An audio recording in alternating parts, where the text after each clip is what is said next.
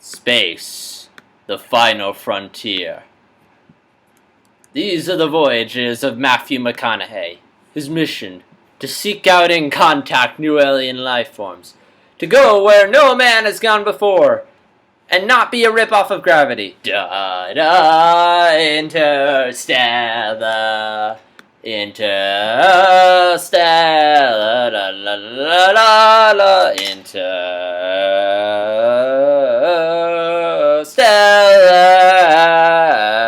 la la la la. Yep, so this is my review, in case you can tell, of Interstellar. I just saw this movie, and we're going to talk about it. And for once, I don't have to say what I thought of the previous film. I can just say that I really liked Interstellar, yeah. And in case you can't tell, I chose to go see this over Big Hero 6 because, I don't know, it just seemed like the bigger movie. Such a bummer. I wanted to see both, but chose Interstellar. Anyway, and I do not regret my decision. I mean, unless Interstellar is like not Interstellar, unless Big Hero 6 is the next chosen. So let's talk about the story real quick. And just so you know, this is going to be a light spoiler review. I might kind of spoil something, but I'm not really going to spoil anything that big just because it's not a... Yeah. There's enough I can talk about in this film where I don't have to go into spoilers. I mean, there's a bit of spoilers I'll go into, but not much. So, don't worry, I'm not going to spoil anything that big. So anyway, story is, we're in the future. Earth's falling apart. We're slowly losing stuff. I mean, unless we find a solution soon, eventually we're going to die out. And Matthew McConaughey's character, he discovers that NASA is working on this project where we're going to go through a wormhole and find new habitable life. So they've already sent some guys up there, but they need McConaughey to go and communicate with them. And there's a bit more to it than that, but there's a bit more to it, but I don't want to give it away for sake of spoilers. So let's just get down to what I thought. I really liked it. I mean, I didn't think it was as good as some of Nolan's other stuff, specifically Dark Knight and Inception. I didn't think it was like, was that. Although, up for debate as to whether or not it's better than Gravity. I mean, they're not as similar as I think they are. I mean, they're both space movies that are coming around the same time, but they're very different. So yeah, really like this movie. It's like Inception that's taking some sort of... It's science fiction. We're taking a concept and, like, doing something cool with it. Where Inception, you were dealing with dreams. This, we're dealing with, like, space and... specifically the theory of time travel, the theory of space travel and time. And it's kind of confusing. Like, even while watching it, it was still kind of hard to wrap my head around. I mean, my dad's explained this theory to me a million times.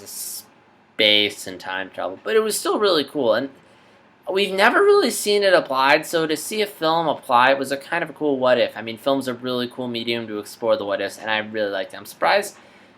I feel like maybe someone's written a novel of it, but it's still a really cool concept to deal with. And the story is a little complicated, but it never was I didn't feel like it was too complicated. Like, it was a bit slower paced, maybe a little too slow at times, but never too slow. Like, it was slow enough so you could feel the length of the journey, to build anticipation as to where they're going with it, and it let the characters breathe, something Doug Walker likes in his films. The film is a little slow, though. Like, I felt like, especially in the beginning, it really dragged. Like, it was really generic. I just want to get to the space stuff. When you get into space, it's really cool. Like, it's engaging, it's suspenseful, you want to know where it's going, you really feel the length of the journey, you feel the weight of what's happening, you feel like what's going to happen, you feel like they've been gone a while. It's not a Gravity ripoff. Like, it's like Gravity, but it's a bit more sophisticated and a little less predictable. A little. I mean, it's like a bit more surprising. Although, unlike Gravity, I was able to predict what was going to happen. Like, there's a reveal. I won't spoil it, but there's a reveal that happens in the film, like, towards the end. And I kind of predicted it early on. Like, I kind of theorized, oh, maybe they'll do this. And the reveal is, like, something that I've seen in film and literature a while, and more so media, that film. and maybe because I've been exposed to it a while, it didn't blow me away as much. But again, I kind of predicted, I was like, oh, maybe they'll do this, and they did it. It was still a cool twist. It's just I kind of saw it coming, but a lot of people didn't. Like some people were blown away, which I don't know. The twist wasn't as shocking as I thought it was going to be because not the twist, the reveal where they explained something. Because again, I figured it out early, and even then I caught on. So again, if you've seen the movie, you know what I'm talking about, but there's something that gets revealed towards the end that I just picked up on, and it's a reveal that I've seen done before, so that's probably why it didn't blow me away. Again, still a really good movie, it's just I kind of saw that coming. And the ending's not as good as Inception, like everything, it doesn't leave you talking about it the way Inception does. Like, everything just clicks a bit better. It's not like Inception's ending where it just really reacts to you. It's like, you walk away from the movie, you're like, it's really good. It's not like Inception where it's Interstellar, I walked away going, it's really good. It's not like Inception where I walked away and I was like, holy shit, this movie's like mind-blowing. It's making me think. It's really good. It's really hard to top that ending to Inception where, again, I won't ruin it if you haven't seen it yet, but that ending, like, I wish I had seen Inception theaters just so I could see everyone's reaction of, oh, come on! Whereas this, it's like, really good. And I don't want to do too many Gravity comparisons. I mean, they're both really good movies in their own way, and I feel like AMC is probably going to do a Versus at some point, but I feel like Gravity's story flowed a little better. Like, I mean, this movie's like almost 3 hours long, and I don't know if I could sit through it again, and I have a lot of rewatch value. And don't get me wrong, I really like the movie. It's just part of liking that. You kind of have to say what you don't like as well. But yeah, the film, it didn't flow as well as Gravity. The first act, a lot of setup, a lot of generic character stuff. Again, it gets interesting towards the middle, but again, at times it is predictable. The twist is predictable. There's this other thing that happens on one of the planets. I won't... Yeah.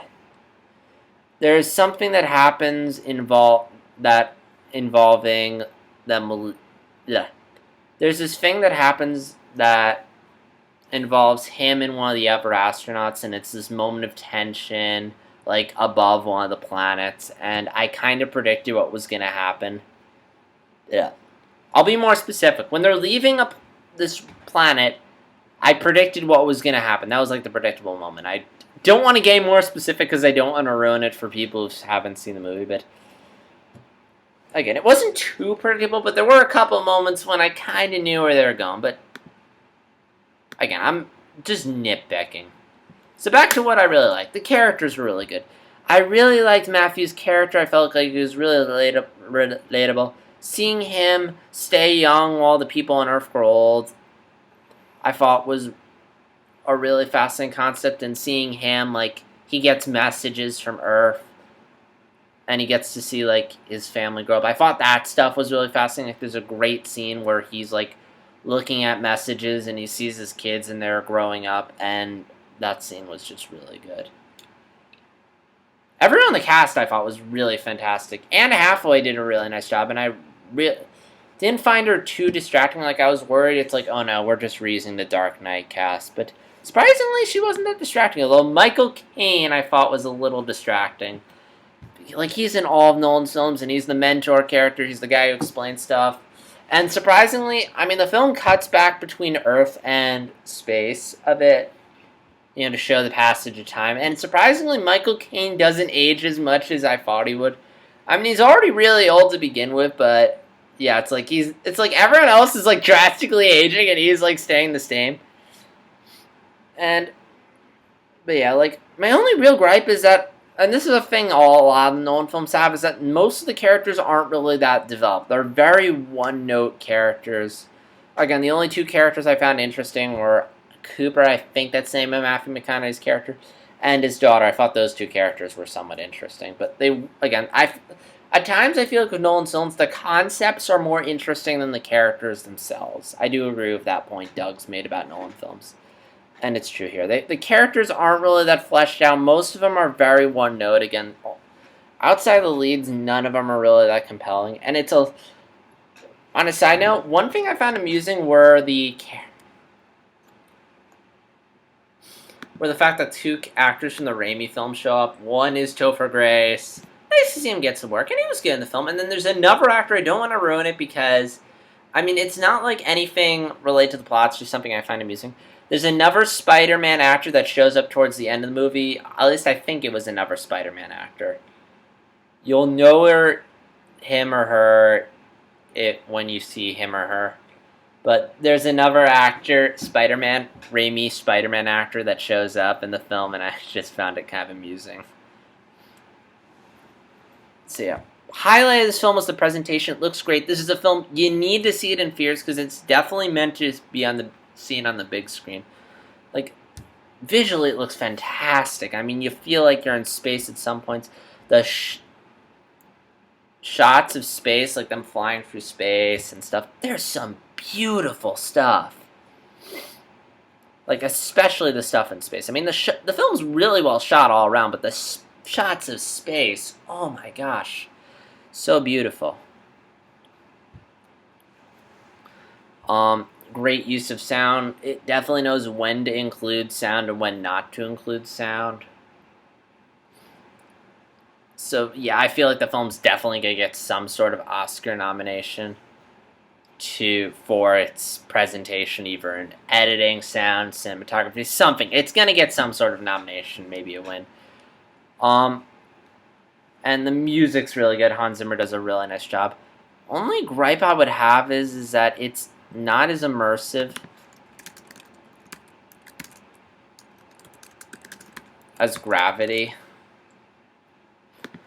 Because in Gravity, you're in space the entire time, so you have this really cool sense of isolation, whereas you kind of get taken out of it at times by them coming back to Earth, and I get why they did it, and especially if you've seen the movie, you'll get why they get it, but it shows the passage of time, and also something else I don't want to give away, but it kind of takes you out of the immersion of space.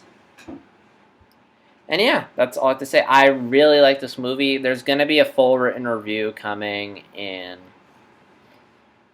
soon. I haven't written it yet. I want to do this now while it's fresh in my mind. So yeah, really good film. I don't think it's as good as Dark Knight or Inception, but I still really enjoyed it. Definitely a film to see on the big screen, especially for the visuals.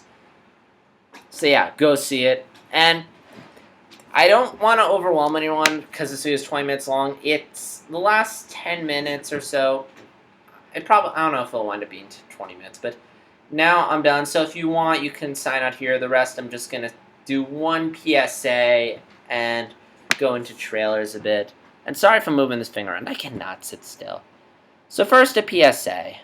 One thing that kind of inhibited my enjoyment of the film was this kid sitting next to me. Now, I don't want to bash him too much because he was clearly autistic, and I'm not going to bash autistic people because I have a couple really good friends who are autistic. So I'm not trying to be a jerk and bash autistic kids, but this kid was a little distracting. He was like fumbling around with his bag. He was moving around a lot. Like he would like make like these sounds or these breathing sounds, like these yawns where he went cover his mouth. So I mean, just a little common courtesy. Number one, if you're yawning, cover your mouth. Is a lot better than Also, if you have a child who has autism, please get him to be quiet, or at the very least, when you sit down, tell the person next to you, excuse me, my son makes a lot of not obnoxious noises because his dad was with him. And again, I'm not going to bash the kid for what he is, but again, if you have a parent and your child and you know your child's going to be annoying, please let the people around you know, excuse me, do you mind? My son tends to make a lot of random noises. Is this going to bother you? I'm just letting you know now in case you want to move or something. I mean, I'm not trying to be mean. I'm just saying, like, if you know your kid has a problem, and you know it's going to be a problem, let other people be aware of it. Let other people know. So that way you're not like me and you're sitting there the entire movie just having It wasn't that bad. It's just every now and then he'd do it, or during like important points, you know what I mean. It's it wasn't the worst thing I've had to deal with. I mean, I've had to deal with far worse people. Because again, it was every now and then, and it probably just felt that annoying because the movie's 3 hours long. But that kind of took me out of it. And so, in short, cover your mouth, be quiet, and again, if you know you're gonna be a problem, let the people around you know, so that way you'll be prepared. Because I was shushing him, and he was just shushing me back. I'm like, again, not bashing him. I'm just saying, if you know you're gonna be a problem, let the people either move where you won't annoy people, or at the very least, just warn the people. So if they want to move, move. Again, I don't want to be mean, but I don't want people to have the similar experience that I do. And I would have moved, but the theater was packed. I mean, it was opening weekend. I mean, it was weird. It's like it was fine when the movie started, but like everyone just piled in during the previews. Although I did find amusing the instant the film started, some people went to go refill their popcorn. I'm like, did you see the movie or not? Yeah, and I'm sorry if I'm rambling a lot, but yeah. Again, if you want to know the worst experience I've had at a movie theater, it was when I went to go see Harry Potter and the Deathly Hallows Part 1 in theaters. And there was these kids behind me that were just talking the whole time. I would rant about it, but you guys probably don't care about that.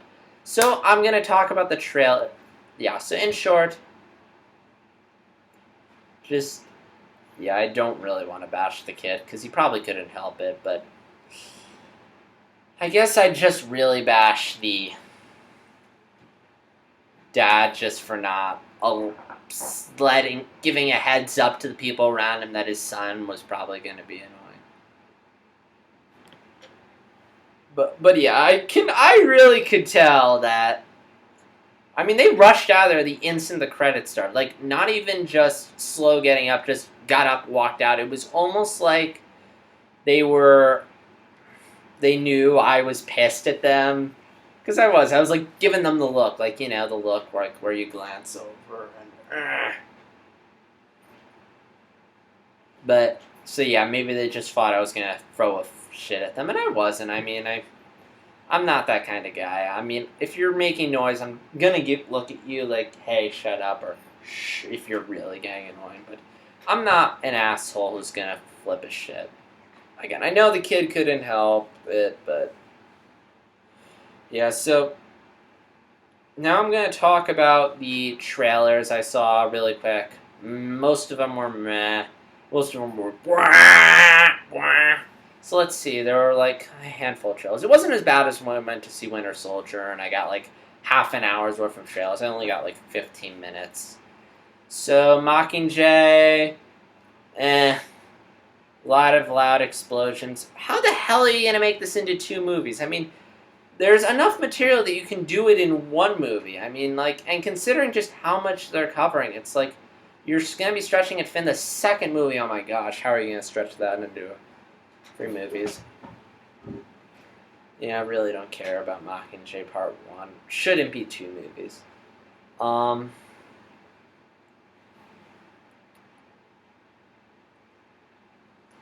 Second film, The Hobbit, Battle of 5 Armies. Really generic. It's really wah, wah. None of the Hobbit feel, just a lot of... It's just going to be a lot of nonsense action, stretching a simple children's story out into, like, unnecessarily 3 hours.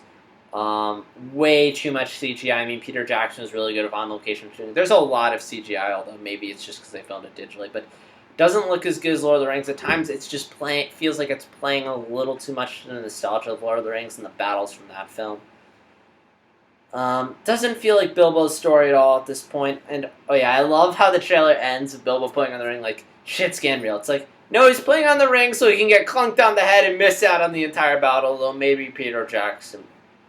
Wouldn't surprise me if he changed it. Surprisingly, no smog in the trailer except for the town burning, but either they still have a lot left of him, or he's just going to be irrelevant within the first 10 to 15 minutes. It won't surprise me if they dragged out to 20.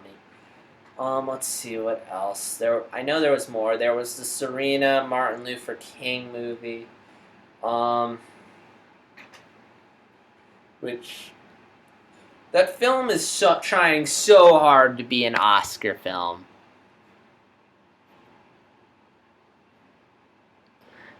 And yeah, it clearly has Oscar bait written all over it. There's the film about the robot. I don't really care for that. It's the generic person person becomes robot questioning reality. I mean, I know it's the District 9 guy, but still it looks generic. Maybe there's more to it, but the trailer really didn't give me that much to go off of. I got this one film, it was like The Gambler or something. That looked kind of interesting. I'm kind of interested in that.